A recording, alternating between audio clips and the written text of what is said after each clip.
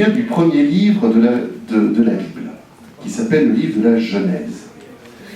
Dans les premières pages du livre de la Genèse, on nous explique pourquoi le monde est créé. Pas comment il est créé, c'est fait d'une certaine façon, on parle des 7 jours, mais ça c'est une façon imagée de le dire. Mais surtout on dit pourquoi le monde est créé.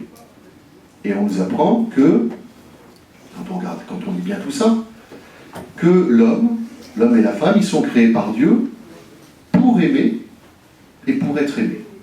Dieu, devant Adam et Ève, il leur dit « Est-ce que vous voulez m'aimer ?» Alors l'idée pour qu'ils le montrent, c'est qu'ils ont le droit de prendre tout ce qu'ils veulent sauf un truc.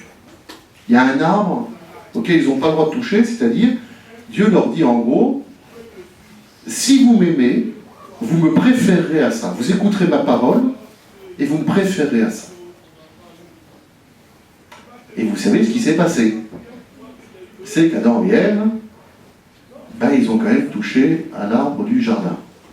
Ils ont préféré quelque chose d'autre à Dieu. Et ça, c'est ce qu'on appelle le péché de l'origine, le premier péché, le péché originel, qui fait qu'à un moment, il y a une rupture, et c'est Adam et Ève qui ont choisi, et nous, on le choisit chaque fois qu'on fait un péché.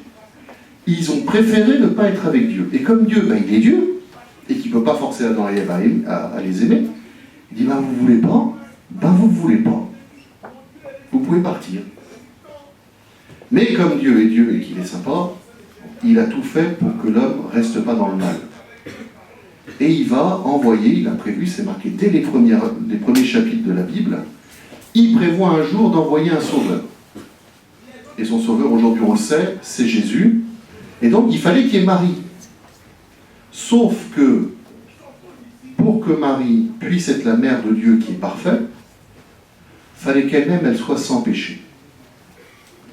Et le fait d'être Immaculée Conception, ça veut dire que dès sa conception, par ses parents Anne et Joachim, elle a été préservée par avance du péché d'origine, du péché originel. Nous, quand on naît, on a tout ce péché originel en nous, c'est le baptême qui nous l'enlève.